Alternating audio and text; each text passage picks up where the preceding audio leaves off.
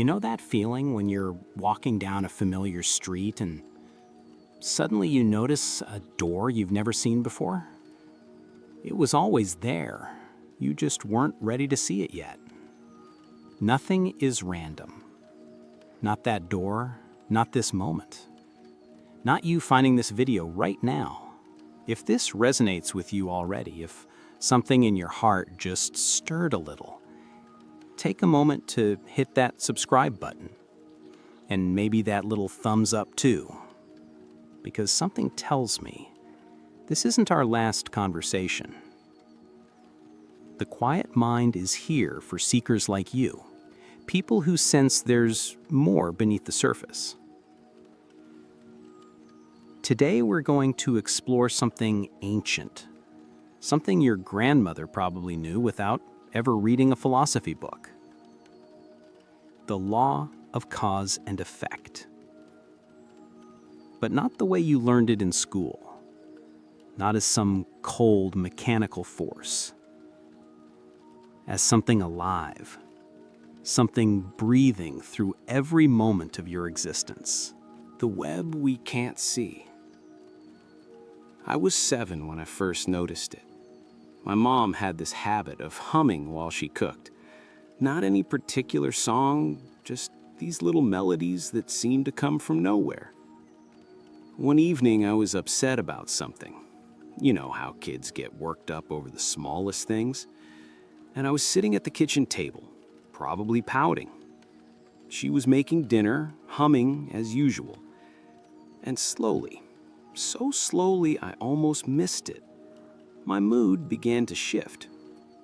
It wasn't the humming itself. It was something deeper. The way her contentment seemed to ripple outward, like dropping a stone in still water. Years later, I'd learn about cause and effect, action and reaction, Newton's third law.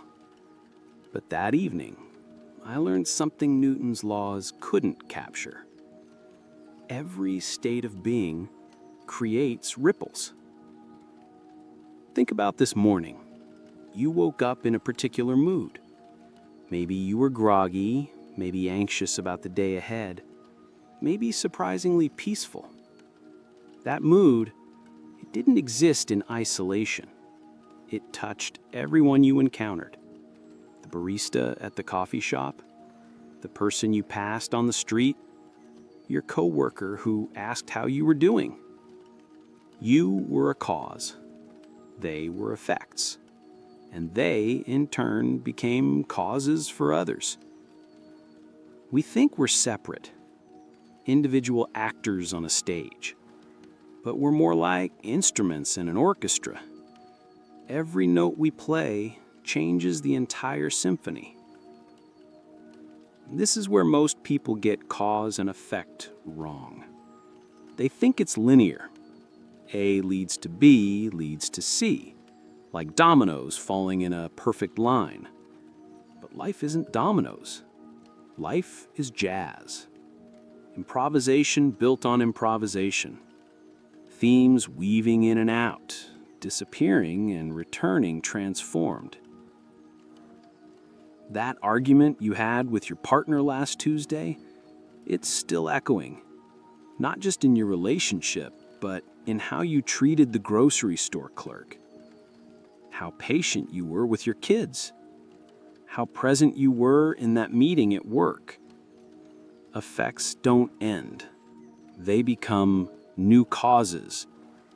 And those causes create effects that create causes that you see where this is going. What a coincidence, we say. As if the universe occasionally gets distracted and accidentally creates meaning. I used to believe in coincidences. Had to. The alternative seemed too overwhelming.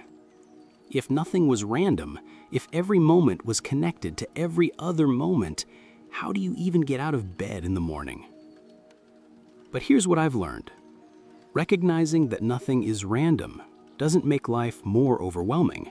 It makes it more manageable, more workable. Let me tell you about Sarah.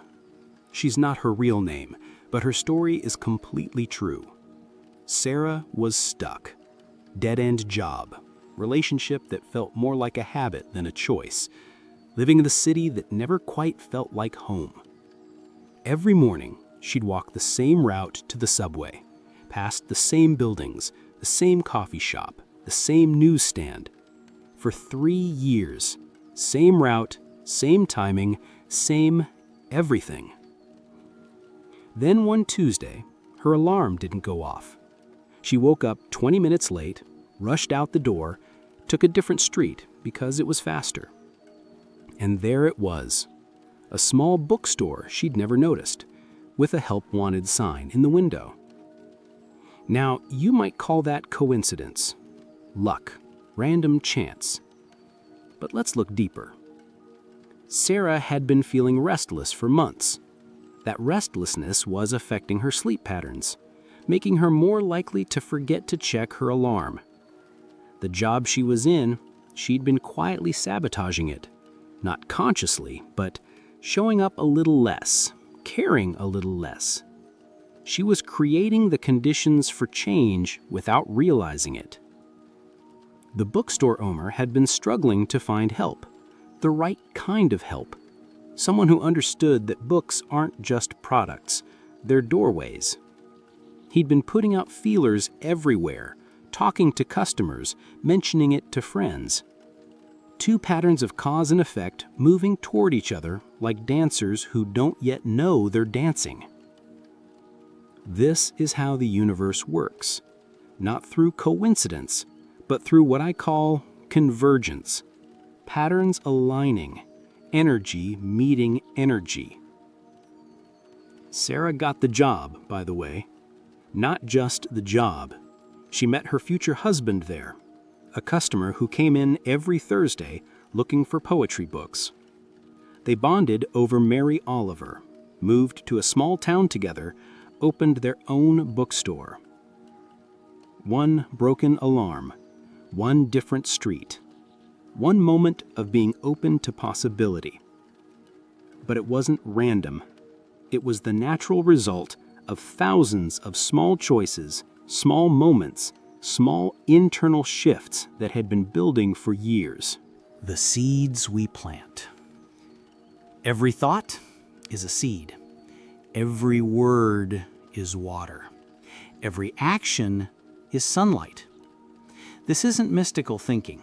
It's practical wisdom, the kind your great-grandmother knew in her bones.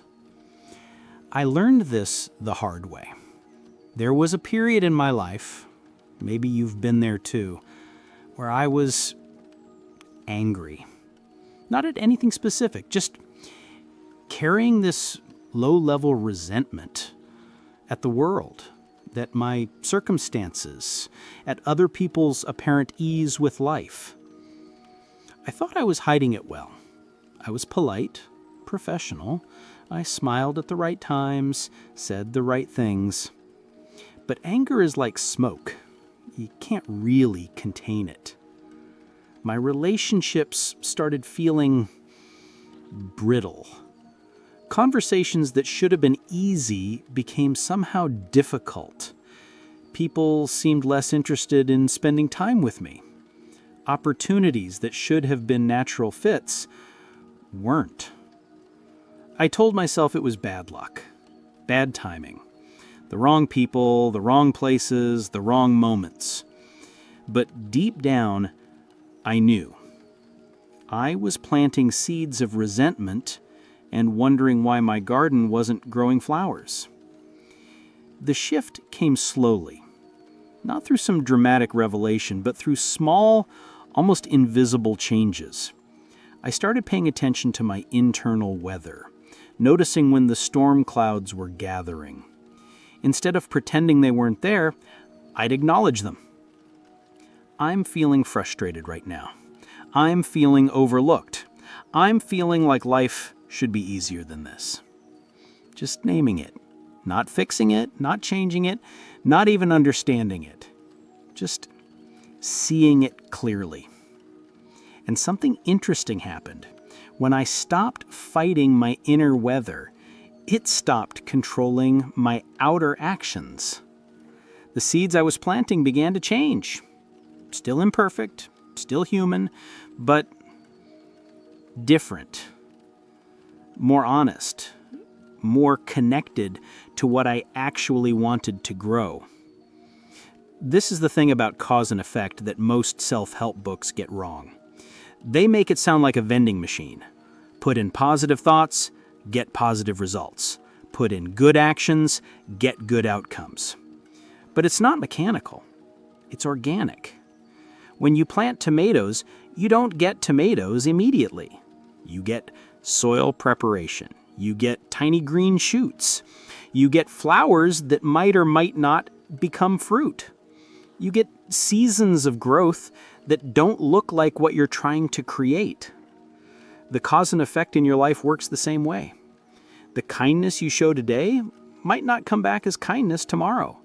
It might come back as opportunity next month, or inner peace next year, or a chance encounter that changes everything 5 years from now. You're not just creating immediate effects. You're creating conditions, climates, possibilities. The long arc of consequence. There's a Japanese proverb: the best time to plant a tree was 20 years ago. The second best time is now. Most of us are living in the shade of trees we didn't plant, and planting trees whose shade we'll never enjoy.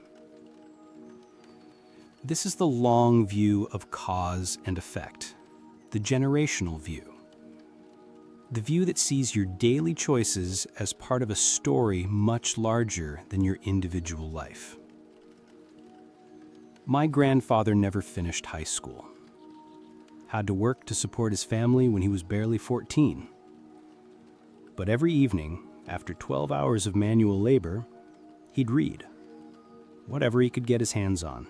Newspapers, magazines, library books with broken spines. He never talked about it as self-improvement or personal development. It was just what he did, like brushing his teeth. That reading habit created something. Not just knowledge, but a kind of curiosity. A belief that there was always more to learn, more to understand. He passed that to my father. Again, not through lectures or expectations, but through example. I grew up in a house where questions were welcomed, where "I don't know, let's look it up" was a perfectly acceptable response. 3 generations. One cause rippling forward through decades. But here's the beautiful part. It's rippling forward through me to you, right now, in this moment. The seeds my grandfather planted in 1943 are somehow reaching you in 2025. That's how deep cause and effect goes. That's how far the ripples travel. Every choice you make today is sending ripples both backward and forward. Honoring the people who shaped you. Creating conditions for people you'll never meet. I think about this when I'm tempted to cut corners, when I want to choose the easy path instead of the right path, when I'm tired and just want to phone it in. I think about my grandfather, reading by lamplight after a 14-hour workday.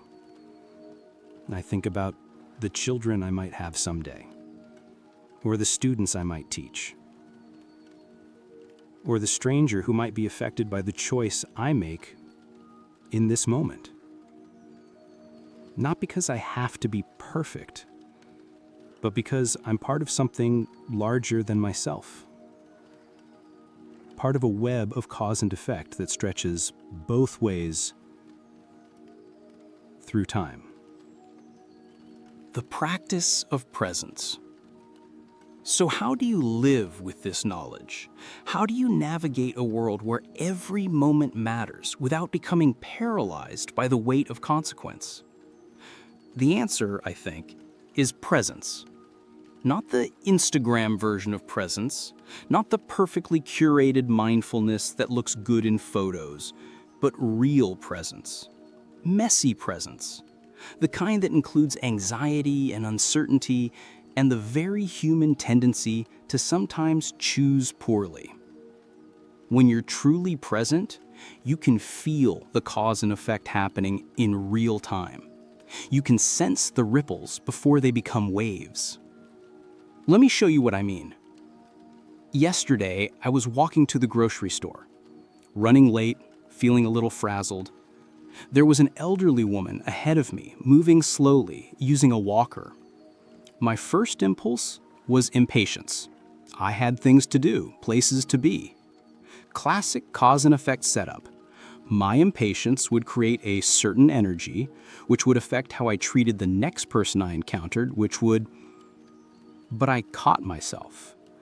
Not through discipline or willpower, through curiosity. What would happen if I slowed down instead? So, I matched her pace. Started actually seeing the street I walked down constantly. The way afternoon light caught the leaves.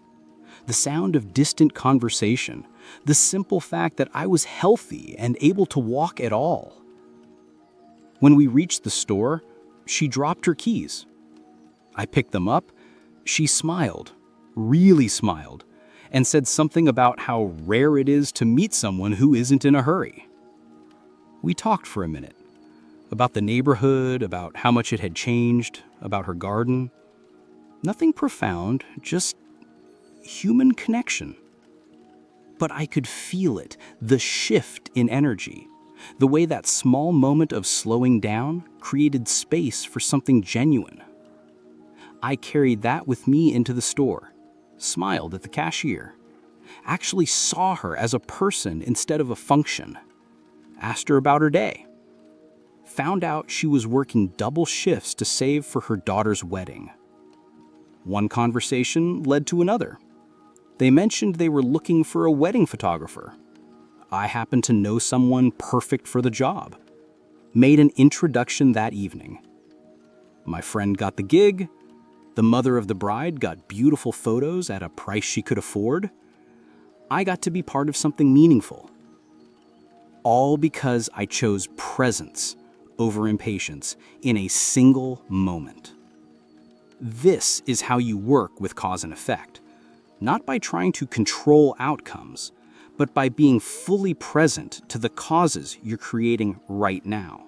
The art of letting go. But there's another side to this, a harder side. Understanding cause and effect can make you feel responsible for everything, like you need to manage every ripple, predict every consequence, perfect every action. That way lies madness.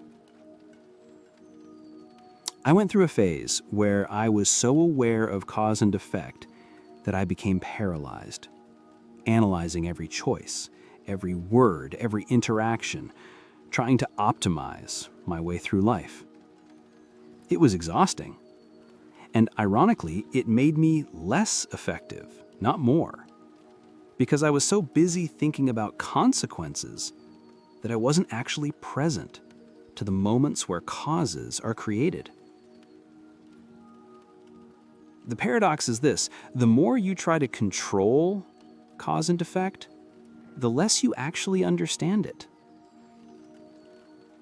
Real wisdom comes from doing your best and then letting go. Planting seeds without being attached to exactly how they grow.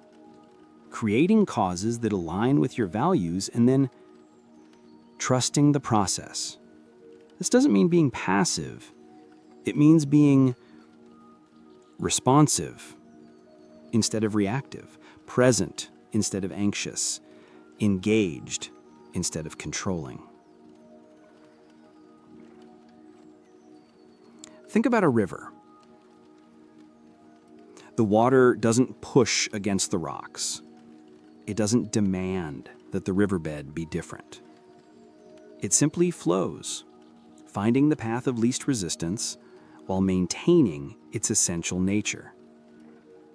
That's how you can move through a world of cause and effect, not fighting the current, but not being carried away by it either, maintaining your essential direction while staying flexible about the specific path. I have a friend who's a master at this. She's a teacher, has been for 20 years. She puts incredible care into her lesson plans, her relationships with students, her presence in the classroom. But at the end of each day, she leaves school at school. She doesn't carry the weight of every student's future on her shoulders. She doesn't lie awake wondering if she said the right thing, taught the right lesson, made the right impact. She plants seeds. Good seeds, with love and attention and skill. And then she trusts the process. Some of those seeds flourish in ways she'll never know about. Some struggle in soil that's not ready yet. Some find their way years later, in circumstances she could never have predicted.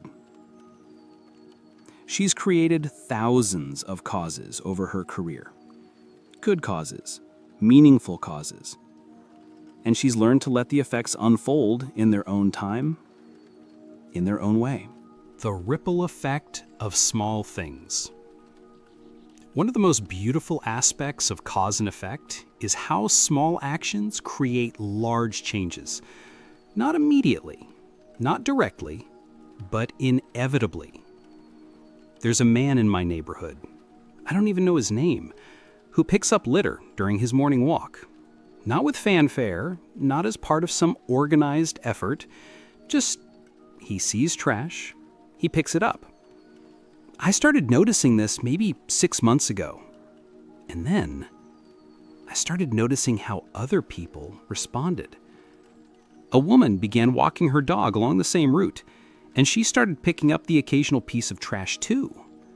A teenager who used to drop his fast food wrappers started carrying them to the nearest bin. It spread, quietly, organically, like watching good news travel through a community, one person at a time. Now that stretch of street, it's different. Cleaner, yes, but more than that. There's a sense that people care about it, that it belongs to all of us. One man, one small daily practice, one tiny cause that became 1,000 effects. This is happening everywhere, all the time, in ways you see and ways you don't.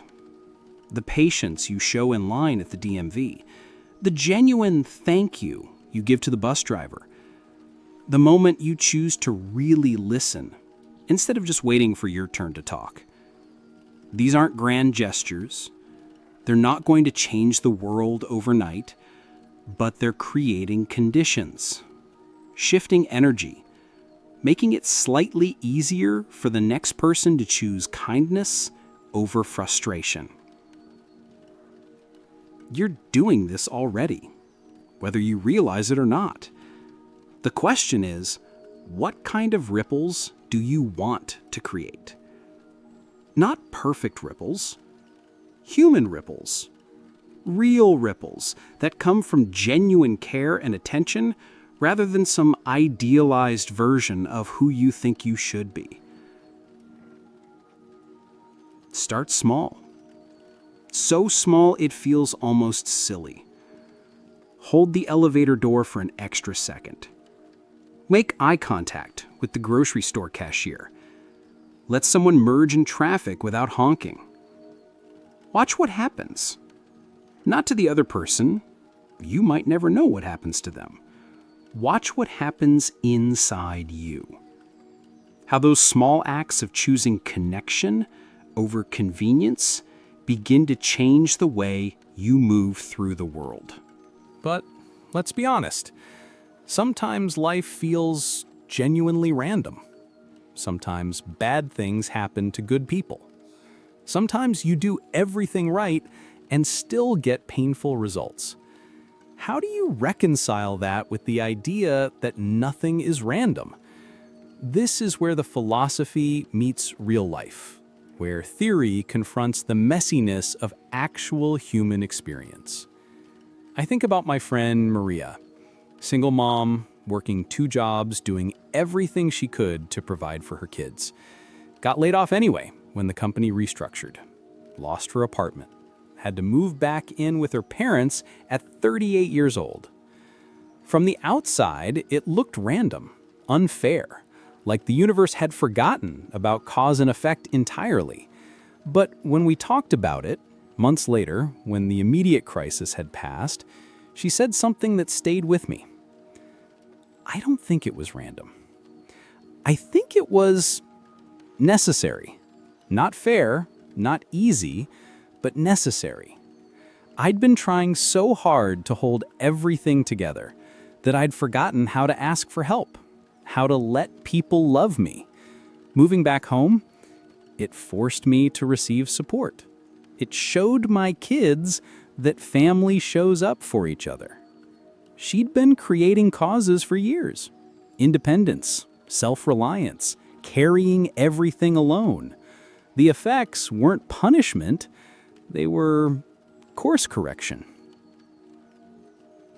This doesn't mean everything happens for a reason in some cosmic sense. It means that even the difficult things, the painful things, the seemingly random things are part of the larger web of cause and effect. Sometimes we create causes unconsciously, through old patterns, inherited beliefs, ways of being in the world that we learned so early we don't even recognize them as choices. Sometimes we're affected by causes that other people created long before we were born. Historical trauma, systemic inequality, environmental damage, cultural conditioning. And sometimes the web is so complex, so multidimensional that we can't see the connections, can't trace the line from cause to effect because there are thousands of lines, all intersecting, all influencing each other. The goal isn't to understand every connection. It's to trust that there are connections, even when you can't see them. To respond to what's happening in your life with curiosity rather than just reactivity. To ask, what is this trying to teach me? Instead of only, why is this happening to me? Not because you deserve your pain, not because everything happens for some predetermined reason, but because you have the power to create meaning from whatever circumstances you face. So, how do you become more intentional about the causes you create? How do you work with the law of cause and effect instead of just being subject to it? It starts with awareness. Deep, honest awareness of what you're actually putting out into the world. Most of us think we know what energy we're broadcasting. We think we're being kind when we're actually being passive-aggressive. We think we're being helpful when we're actually being controlling. We think we're being strong when we're actually being defensive. The gap between intention and impact. That's where most unconscious causes are created. I started paying attention to this a few years ago. Really paying attention. Not just to what I wanted to project, but to what I was actually projecting. The way my voice changed when I was feeling insecure. The way my body language closed off when I disagreed with someone. The way I'd give advice that was really just me trying to feel useful rather than actually helpful. It was humbling and liberating. Because once you see the patterns, you can start to shift them. Not through willpower or self-improvement programs, but through simple awareness. Try this for a week. Before you speak, pause for just a moment. Not to censor yourself, but to check in. What's motivating this response? Am I speaking from fear or from love? From ego or from genuine care? Before you act, take a breath. What am I hoping to accomplish here? What effect am I trying to create? Not to become perfect, but to become conscious. To start creating causes on purpose, instead of just by accident. I was in a meeting last week where someone presented an idea that I thought was not great. My first impulse was to point out all the problems with it, to be the smart person who sees what others miss. But I caught myself. What cause would that create? Would it actually improve the idea, or would it just make me feel superior? Would it encourage collaboration, or would it shut down creativity? So instead, I asked questions. What problem are you trying to solve here? What would success look like? What obstacles might we encounter? Same information, different approach. Instead of creating defensive energy, I was creating exploratory energy. The meeting became a conversation instead of a debate. The idea still needed work, but instead of me being the person who shot it down, we became a team working to make it better. Small shift, different cause, completely different effect. Here's something most people don't realize about cause and effect. You're not just creating individual causes. You're participating in an ecology of influence. Every family, every workplace, every community, every culture has its own patterns of cause and effect, its own way of responding to energy, its own feedback loops, its own tendencies towards certain kinds of outcomes. You know that friend who brings out your best self? The one who, when you're with them, you're somehow more patient, more creative, more generous than usual. And that other person who doesn't? Who somehow triggers your insecurities, your defensiveness, your need to prove yourself? That's ecology in action. The way different combinations of energy create different possibilities for cause and effect. I've noticed this in my own life. There are environments where I'm naturally collaborative, where good ideas flow easily, where problems get solved through collective wisdom. And there are environments where I become competitive, where I hold my cards close, where I'm more focused on not being wrong than on finding truth. Same me, different ecology. Different causes and effects become possible. This means you can influence the causes you create not just through your individual choices, but through the environments you choose to spend time in. The conversations you engage in, the media you consume, the people you surround yourself with, the places you go to think and rest and play. All of these shape the kind of causes that feel natural, easy, obvious to create. If you want to create causes of peace, spend time in peaceful places.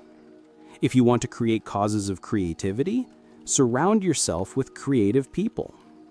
If you want to create causes of growth, engage with ideas that challenge and expand you. Not because you should isolate yourself from difficulty or difference, but because you can be strategic about the influences that shape your default responses. This doesn't mean only associating with people who agree with you. It means being intentional about the energetic diet you're feeding yourself. Just like you might choose to eat mostly nourishing foods while still occasionally enjoying dessert, you can choose to spend most of your time in environments that support the kinds of causes you want to create. And now we come to the heart of it, the central paradox of working with cause and effect. The more you try to control outcomes, the less control you actually have. The more you focus on creating good causes without attachment to specific effects, the more influence you gain. This goes against everything our culture teaches us about success and achievement. We're taught to set goals, make plans, optimize outcomes, to think of life as a project that can be managed and improved. But cause and effect doesn't work like a business plan. It works like jazz, like gardening, like raising children. You can create conditions, you can plant seeds, you can show up with skill and love and attention, but you cannot control exactly what grows. I spent years trying to control the effects of my writing, crafting each piece to get specific responses, specific outcomes, measuring success by views and shares and comments. The irony was that the more I focused on outcomes, the less authentic my writing became. And the less authentic it was, the less it actually resonated with people. It was only when I started writing from genuine curiosity about ideas I was actually wrestling with, questions I didn't have answers to, experiences I was still processing, that the work started to find its audience. I stopped trying to create effects and started focusing on creating honest causes. The effects took care of themselves. This applies to everything: relationships, careers, creative projects, personal growth, parenting, friendship. The parent who tries to control their child's every choice often creates rebellion or compliance, but rarely creates genuine connection. The manager who micromanages every detail often creates stress and resentment, but rarely creates innovation or initiative. The friend who gives advice to fix your problems often creates dependency or distance, but rarely creates empowerment. The alternative isn't passivity, it's what I call committed non-attachment. Being completely committed to showing up, to doing your best, to creating causes that align with your values, while holding your attachment to specific outcomes lightly. Like being a gardener who plants seeds with love and tends them with care, but doesn't try to force roses to bloom in winter or demand that tomatoes grow on apple trees. As we near the end of our time together, I want to leave you with this thought. Your greatest cause isn't what you do, it's who you are. The quality of your presence, the depth of your listening, the authenticity of your being. These create ripples that extend far beyond your actions. People feel it when you're really there with them, when you're not performing or managing or trying to create a particular impression, when you're just genuinely present. That presence is a cause, a powerful cause. It creates effects that you'll never fully know about. There's a woman who used to sit at the same coffee shop where I write. We never spoke beyond polite nods, but there was something about her presence that I found calming. She had this quality of being completely at ease with herself, not happy necessarily, not unhappy, just settled into her own experience. I started looking forward to seeing her there, not for conversation, but for that sense of groundedness she carried. It made it easier for me to settle into my own work, my own thoughts. One day she wasn't there, or the next. I realized I didn't even know her name, but I missed that steady presence. Months later, I was having coffee with a friend who mentioned a woman she'd met at a grief support group, someone who'd lost her husband but had this remarkable quality of peace about her, who helped others just by being fully present to their pain without trying to fix it. I had a feeling it might be the same woman.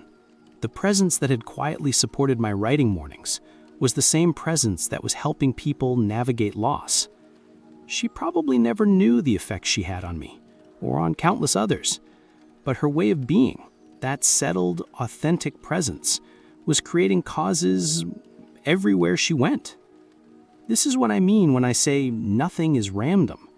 Not that everything is predetermined, but that everything is connected. Your presence matters. Your way of being matters. The energy you bring to each moment ripples out in ways you can't imagine. You don't have to be perfect.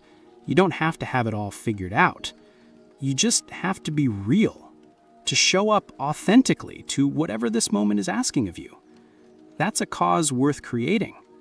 That's a ripple worth sending out into the world. There's something else about cause and effect that most people miss. It's not just about what happens, it's about the story you tell yourself about what happens. Because the story becomes a cause too. I learned this from my neighbor, David. He's in his 70s, been retired for about a decade. About 5 years ago, his wife passed away. Cancer. They'd been married for 43 years. For the first year after she died, every conversation we had followed the same pattern. He'd tell me how unfair it all was, how they'd saved for retirement, made all these plans to travel together, how the universe had cheated him out of the life he'd been promised. And I understood. Grief makes its own sense. When you lose someone that central to your existence, of course the world feels random and cruel. But I started noticing something. The story he was telling himself about his wife's death, it was creating its own effects. He stopped taking care of himself, stopped seeing friends. The house began to feel like a shrine to everything he'd lost, rather than a home where he still lived. The cause wasn't just his wife's death. The cause was also the story he told himself about what her death meant. Then something shifted. I'm not sure exactly when or how, but gradually the story began to change. Instead of focusing on all the plans they'd never complete, he started talking about the adventures they had shared. Instead of dwelling on the unfairness of losing her, he started appreciating the miracle of having found her in the first place. 43 years, he said to me one morning as we both got our mail. Do you know how lucky I am? Most people never experience a love like that. Some people spend their whole lives looking for what I had for 4 decades. Same facts, different story, completely different effects. He started volunteering at the hospital where she'd received care. Not in oncology, that was still too raw, but in the children's wing, reading stories to kids who were stuck in bed for weeks at a time. He began cooking again, not just heating up frozen meals, but really cooking, making the recipes she used to love, sharing them with neighbors, teaching his grandson how to make her famous lasagna. He joined a hiking group, started taking those trips they'd planned, but differently, not as a sad memorial to what they couldn't do together, but as a way of carrying her love for adventure forward into whatever time he had left. The story he told himself about cause and effect in his own life, that became a cause itself. This is happening in your life too, right now. The way you interpret what's happening to you shapes what happens next. Did you not get that job because the universe is against you, or because something better is coming? Is that relationship ending because you're unlovable, or because you're both growing in different directions? Is that challenge you're facing proof that life is unfair, or an invitation to discover strength you didn't know you had? I'm not talking about toxic positivity, not suggesting you pretend painful things don't hurt, but the story you tell yourself about the pain, that creates its own set of causes and effects. David's wife is still gone. That fact hasn't changed, but the story he tells about what her life meant, what their love created, what her death is asking of him, that story is creating new possibilities every single day. The stories you tell yourself about your own life, they're not just reflections of what's happening, they're causes of what happens next. Sometimes the effects you're experiencing aren't from causes you created. Sometimes you're living in the wake of choices made by people you've never met, in circumstances you can barely imagine. This is one of the hardest aspects of cause and effect to accept, that sometimes you inherit consequences that don't feel fair or just or connected to anything you've done. My friend Carmen knows this intimately. Her grandmother came to this country with nothing, fled a war that took everything she'd ever known, arrived speaking no English, carrying trauma that had no words in any language. That trauma, it didn't stay contained in one generation. It rippled forward. Carmen's mother grew up in a household where love was expressed through worry, where safety meant being invisible, where success was measured not by joy or fulfillment, but by how little trouble you caused. And Carmen? Carmen inherited a nervous system that was calibrated for danger that was no longer present, inherited beliefs about scarcity that had nothing to do with her actual circumstances, inherited patterns of hypervigilance that made it hard for her to rest, even when she was safe. For years, she was angry about this inheritance. Why should she have to carry the effects of trauma she didn't experience? Why should her nervous system be shaped by events that happened before she was born? But anger at inherited effects, that's just creating more effects to be inherited. So Carmen made a different choice.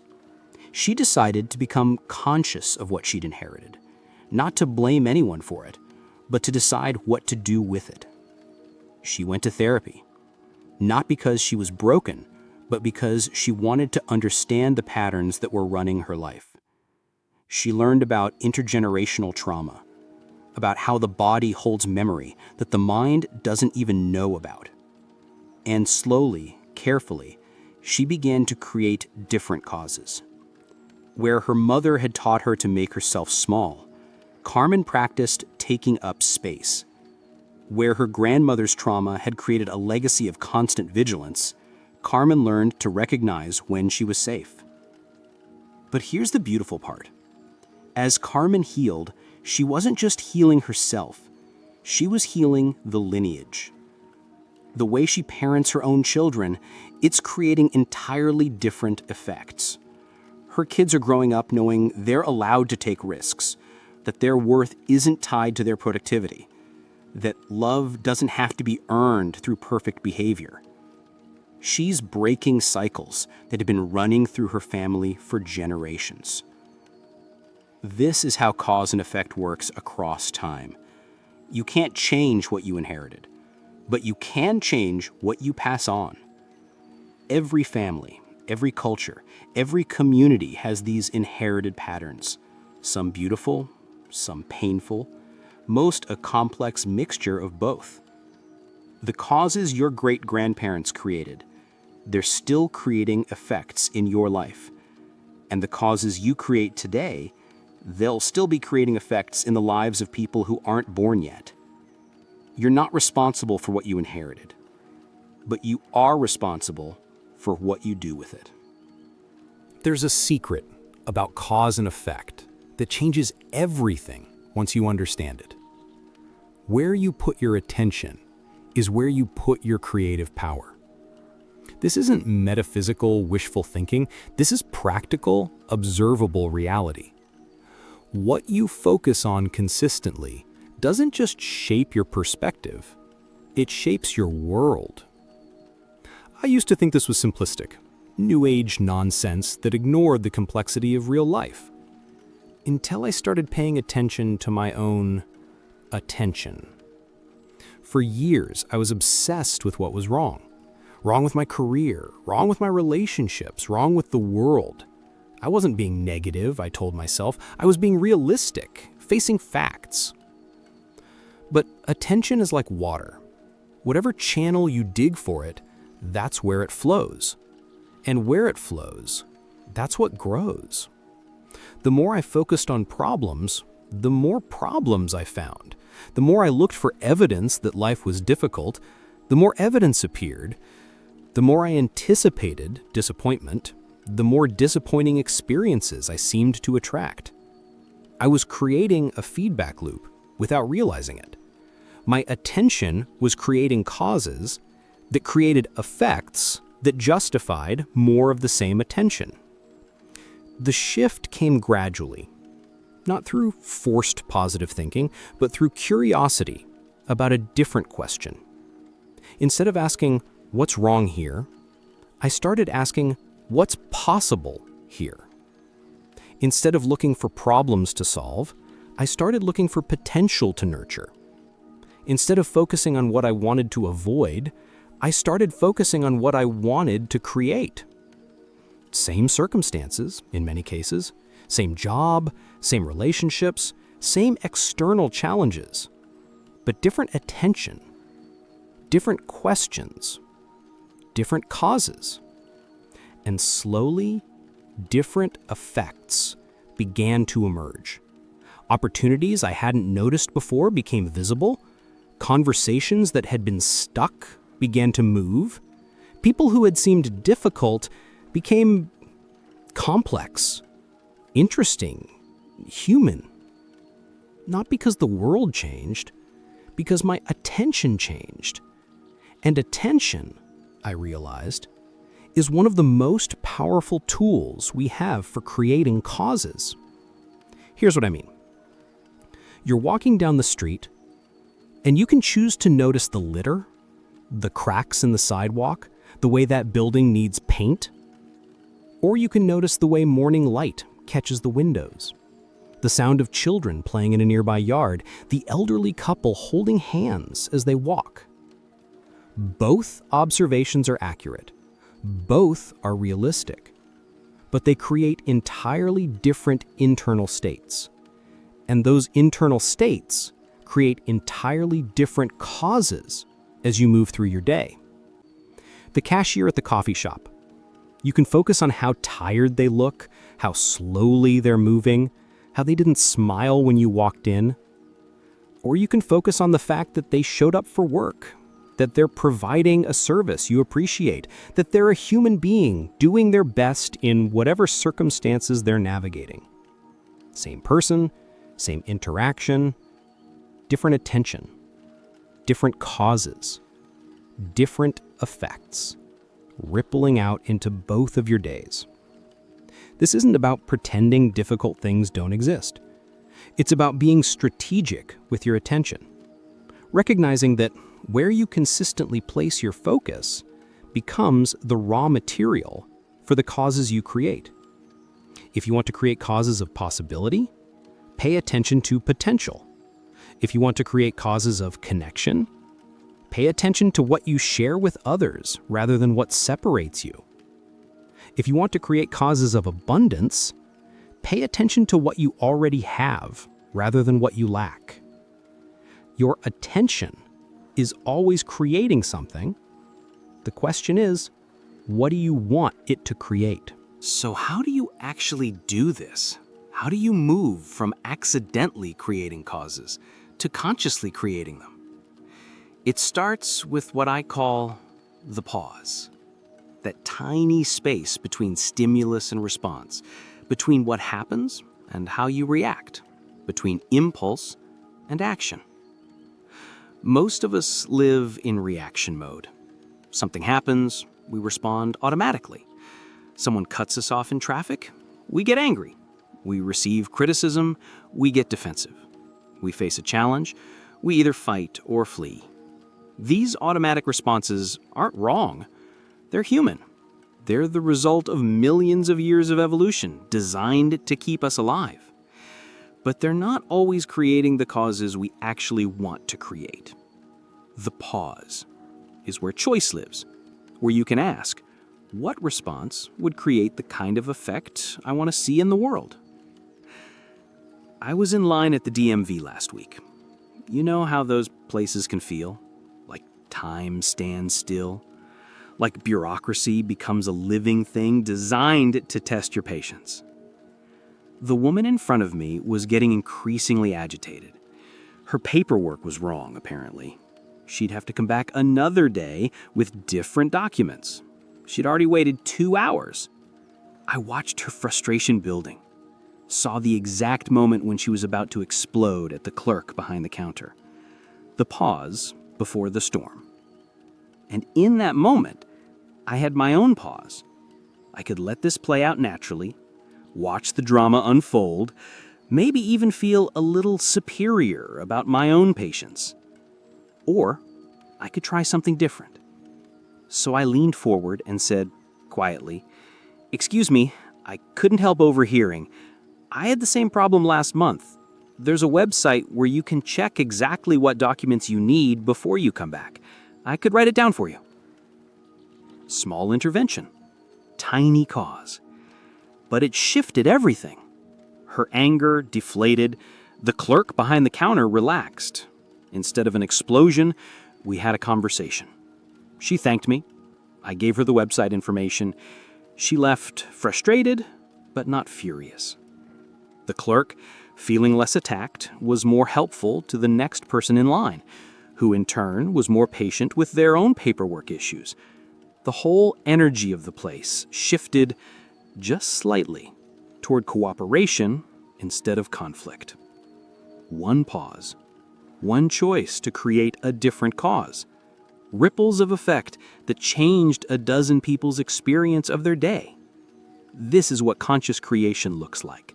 Not grand gestures or perfect responses. Just small moments of choosing awareness over automaticity. The pause before you send that email when you're angry. The breath before you respond to your teenager's attitude. The moment of consideration before you decide how to treat the person who just made a mistake that affects you. These pauses, they're where you author your life, where you decide what kind of causes you want to be responsible for. You don't have to get it right every time. Nobody does. But the more you practice the pause, the more conscious your choices become. And the more conscious your choices, the more intentional the effects you create. The world needs people who are willing to pause, to choose response over reaction, to create causes of healing rather than causes of harm. It needs people like you, willing to interrupt the automatic patterns and ask, what does this moment need from me? That question, asked genuinely, in the pause between what happens and how you respond, that's where conscious creation begins. So here we are, at the end of our exploration, but really at the beginning of something deeper. Because understanding that nothing is random, that every moment is both an effect of what came before and a cause of what comes next, this changes how you move through the world. You start to pay attention differently to the small choices that seemed insignificant, to the brief interactions that you used to overlook, to the internal shifts that precede external changes. You begin to see yourself not as an isolated individual, but as part of a vast, interconnected web of cause and effect. A web that includes everyone you've ever met, everyone who shaped the people who shaped you, everyone who will be affected by the choices you make today. This isn't a burden, it's a gift. The gift of knowing that your life matters, that every moment of presence, every act of kindness, every choice to show up authentically creates ripples that extend far beyond what you can see. You're not responsible for controlling all those ripples, but you are responsible for creating them consciously, with awareness, with intention, with love. If this conversation has stirred something in you, if you sense that you're ready to pay attention to the causes you're creating and the effects you're experiencing in a deeper way, then I invite you to carry this silence with you, to return to this space when you need a reminder that nothing is random, that everything is connected, that your presence matters more than you know. Subscribe to The Quiet Mind if you want more of these conversations, these explorations of the deeper currents that move through everyday life. But more than that, carry this awareness with you into your days, into your relationships, into the small moments where causes are created and effects ripple outward. Pay attention. Stay present. Trust the process. And remember, the cause you're creating right now in this very moment, it's already beginning to create effects you'll never fully know about. But you don't need to know about them. You just need to create them. With love, with awareness, with the quiet confidence that comes from knowing you're part of something vast and interconnected and beautiful. Nothing is random. Everything is connected. And you are exactly where you need to be. Until we meet again in this quiet space, carry the silence with you.